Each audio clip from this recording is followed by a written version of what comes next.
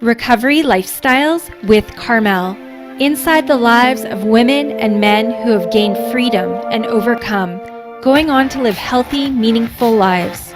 Let's raise awareness together and end stigmas surrounding recovery, addiction, mental health, eating disorders, abusive relationships.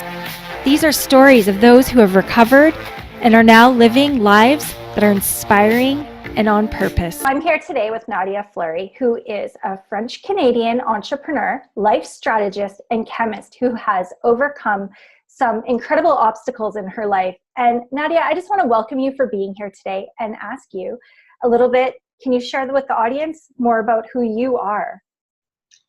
Thank you so much, Carmel, for having me on the show. What bring me here, it's actually a pretty interesting journey.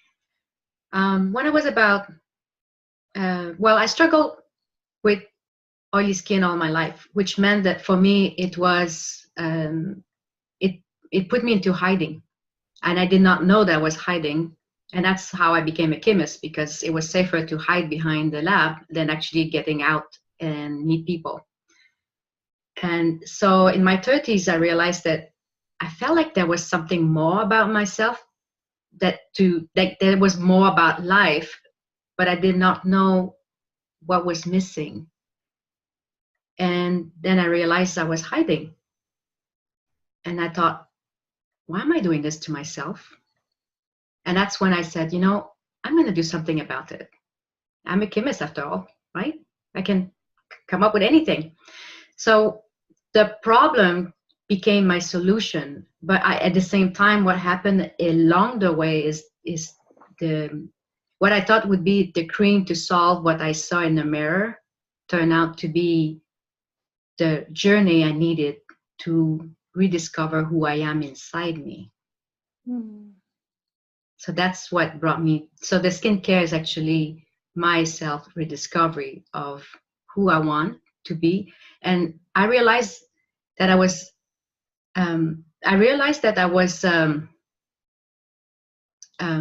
not who I am. I was not who I was trying to fit in what people wanted of me. And my relationship with my husband was, we've been married 22 years together. And I'm like, now I left 18 months ago. The thing that brought me to that is like, he was always trying to shape me into what I should be for him in his eyes. Like, I was never enough. I was never perfect. I was never good.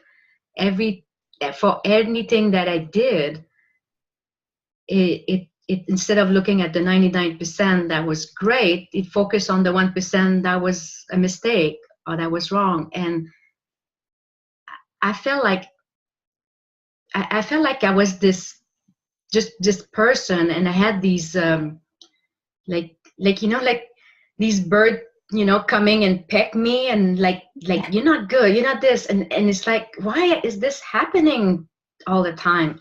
And I thought it was normal, because that's how I was with my mom. I realize now, I said, okay, I married my mom, Right. It was never good enough, never perfect enough, or putting their own self-confidence issue onto me. The sad part is that negativity and all this kind of disempowerment, I call them virus, because you catch them and then you start believing in them. And the biggest challenge is to actually acknowledge that it's there and realize, oh, wait a minute, it's like a moment of awareness, realizing, oh, this is not who I am. This is who you want me to be. Yeah, so what I hear you saying is that through your journey of childhood and becoming a chemist and being married for 22 years, that there was this pattern that you were repeating over and over from childhood that had a lot to do with your worth. And how did you know? I mean, you started to talk a little bit about becoming aware of the pattern, aware of what you were leading your life with. You spoke so clearly about it, about becoming a chemist so you could hide behind the lab. Now, what When did you know it was time to make a change? It was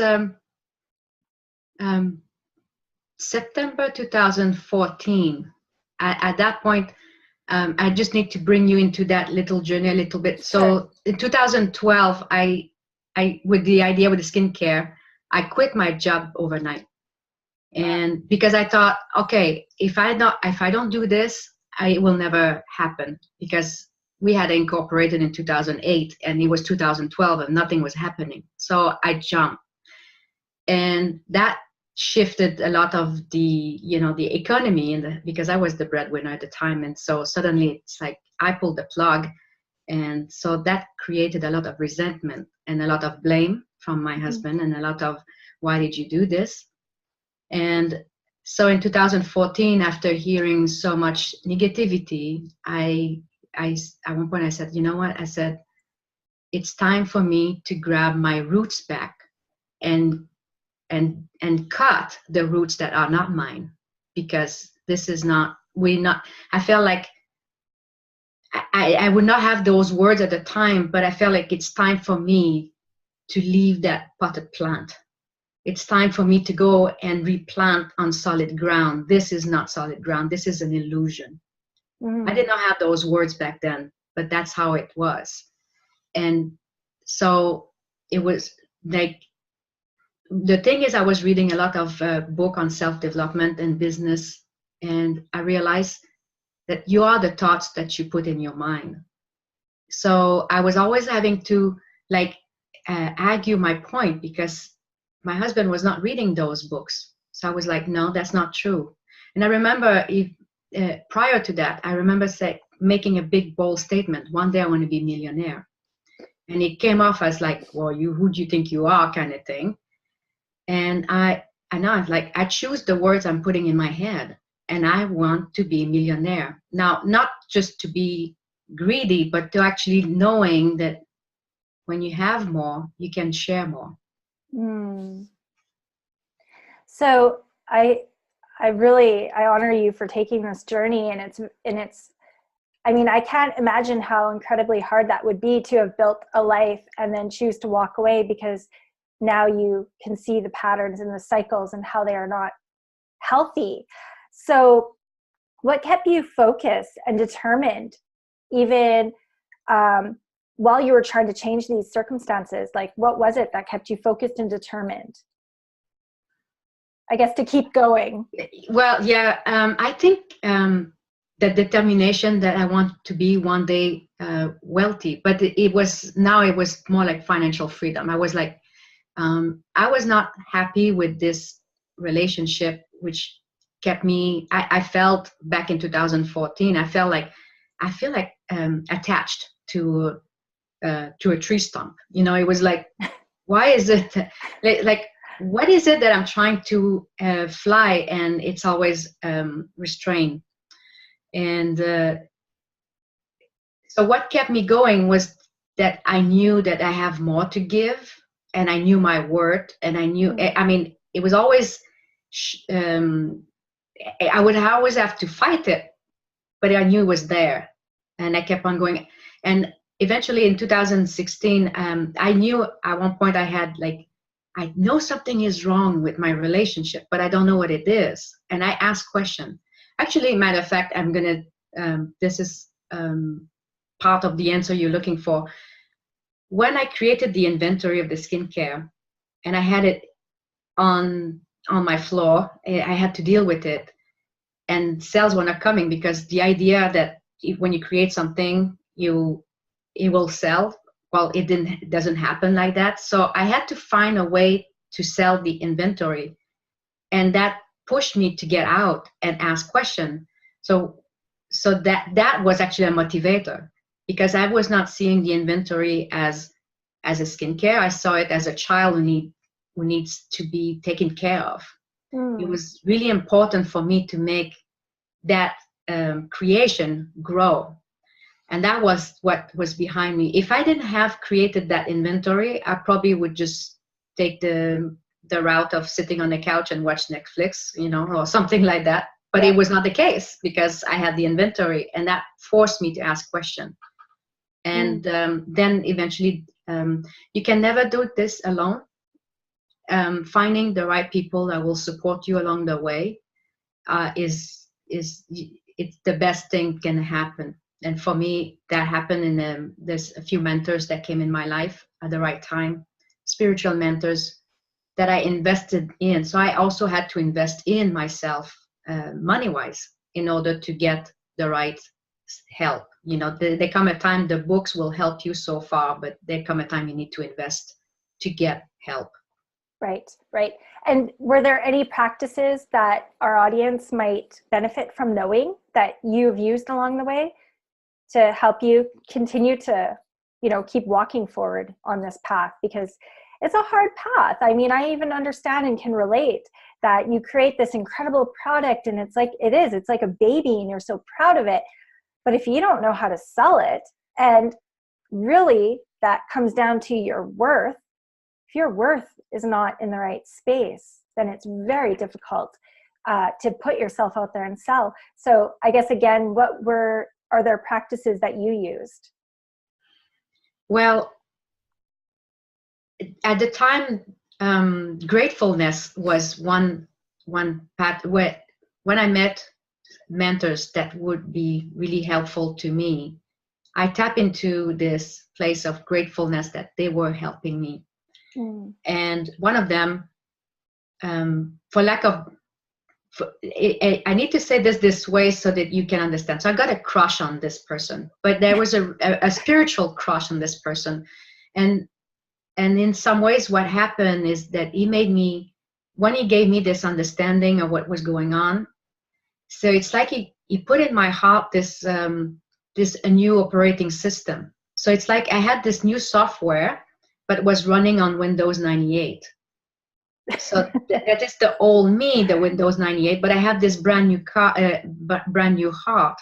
I now know today that what happened is in that moment of encounter with him, I stepped into that fifth dimension, and where you just go into a place of love and everything is beautiful from that place. And that became my rudder, that love, that extreme love. So I call it that spiritual crush, and that get me to have the strength to say no more. It's the strength to say I can leave, even though I don't know how my income's going to come in. And all these things. So what I learned is that you can actually get into that zone by meditating. And meditation, there's a big difference between meditation and medication. They're not replace, like medication will let you get stuck where you're at, will bring you even more down. Meditation allows you to take some time and reassess who do you want to be, and take the noise away from all the others who's telling you what you should be. And so it's not easy to go and sit down and say meditate. It took me a long time to get to that place, but the more I do it, the faster I'm getting what I'm seeking. Right. So it sounds like taking the time out to just connect and be is how you tapped into being able to have the strength to continue to move forward. And isn't that so intuitive to what we're taught in society, right? Society wants us to be busy and hectic and overwhelmed, but yet the power is in being still. I love that. Yes, that is one of the issue. When I refer to my husband, in some ways, he's a good man. He could see that I was changing, and he'd like familiarity, and he kept me back. But he was following what society is doing.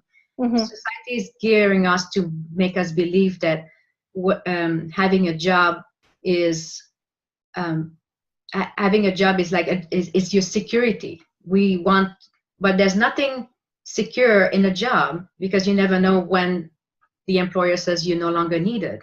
Right. But we put our faith on the outer world. We believe that the outer world is going to take care of us. The true learning comes when you realize that all what you want is already within you, and you're capable of going and tapping into this. Just like you can fry an egg, and you know that you can do it. You don't need to depend on somebody to do it for you. It's the same with finance. It's the same with love. Loves come from within you. Mm. The freedom comes from within you. When you release, and that's what meditation does. When you release those thoughts away of what you should be and just be, then things comes to you. So what advice would you give someone listening that feels stuck in their circumstance at this time? First, know that I understand how you feel. Mm. So you're not alone in that journey. And I totally relate to that. The next best step to do is to take the time to say, where are you heading? What do you really want of life? Is this what you're heading right now? Is this what you really truly want? Or is somebody making you believe that that's what you need or want? Are you doing it for somebody else, or are you doing it for you?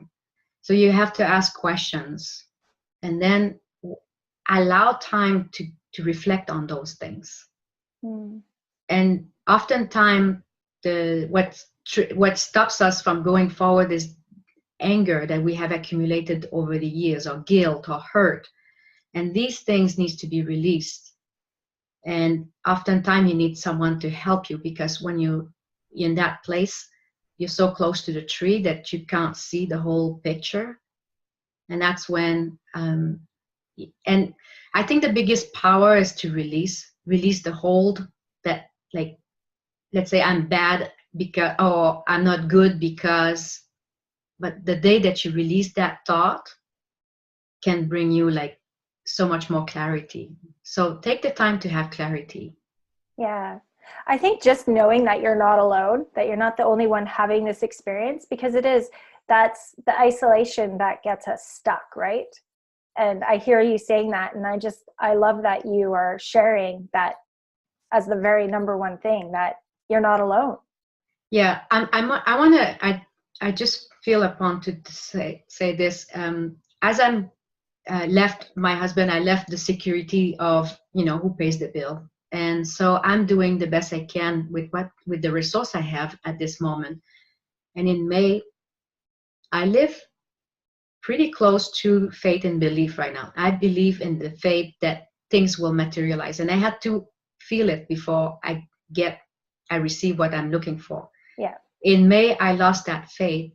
A girlfriend of mine came, and I got that virus of that negativity, and the next day I woke up and I wanted to die. Mm.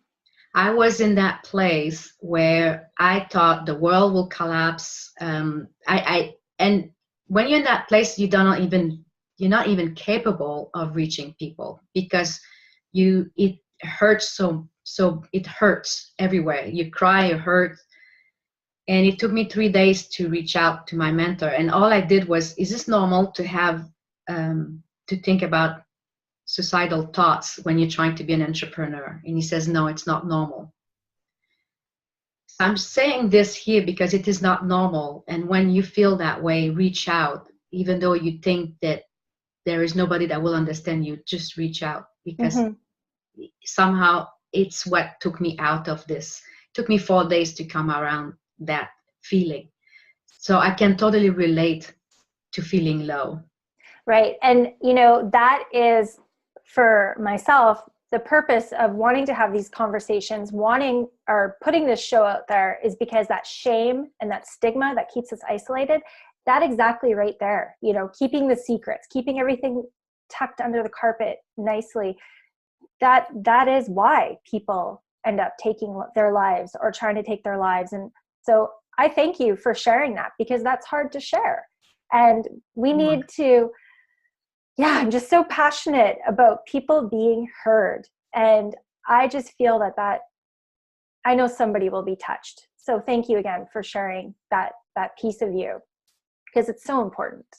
Yes, you're welcome. Yeah. So I want to just take a quick turn in direction and talk a little bit about your skincare. You're this incredible chemist.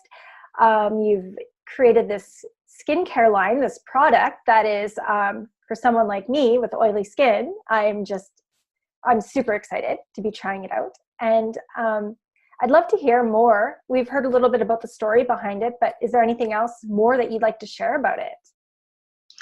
Well,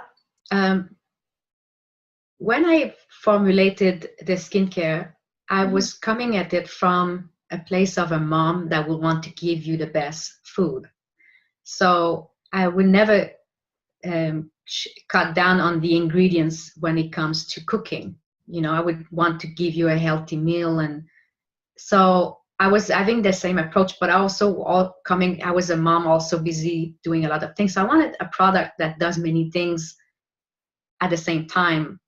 So I was not coming from a manufacturer who knows that, okay, we're going to stretch that into 5 bottles and we're going to put one powerful antioxidant in one and then the other 2 into the other 2 bottles. I combine everything. And so what happened is this is a multifunctional product. It can be a primer, it can be a detox, a leave-on detox mask at night. It does many things. You have little breakouts. You can apply it just on that. You have oily skin, you apply it wherever it's too shiny for you, and it does many things. And that is who I am. It was so important for me to create something that is not just the hype behind the product, like just to get people to buy it, try it once, and then, oh, I don't really care for it, and toss it. Because I'm also thinking about the environment. I wanted to, if I'm going to put something in a bottle, it has to work. It has to be effective. And as you know, when you have oily skin, there are so many products out there that they claim to be like, oh, it's all natural. The thing though is, does it really work for your skin? And I rather than focusing on that it has to be all natural, I focus on, does it have substantial claims with this ingredient to tell me that it's the right thing to put on in that bottle. And in the end, I took so I add 5 antioxidant instead of 1 or 2. Add all of them at the usage level, which sometimes people would say, well, we're just going to put a little bit of this and a little bit of that, and make a marketing claim. And that was not me. I had to go in. So from a business perspective, it cost me more to produce. But from a user, it's like, that changed my life. That's like, okay, this is what I want, and I'm proud of it. And I mean, look at that. I actually sacrificed my home in order to get this product out of the market, because I do believe that what it did for me can do the same for you. Well, I'm looking forward to trying it out, because I just think it just reminds me of my grandmother, my grandmother and my mom, and I think my aunt, we all have quite oily skin. And I just think of my grandmother all the time with a tissue blotting. And then in my generation, they came out with those blotting tissues, and I was always blotting, and I thought, oh my gosh, there has to be something out there.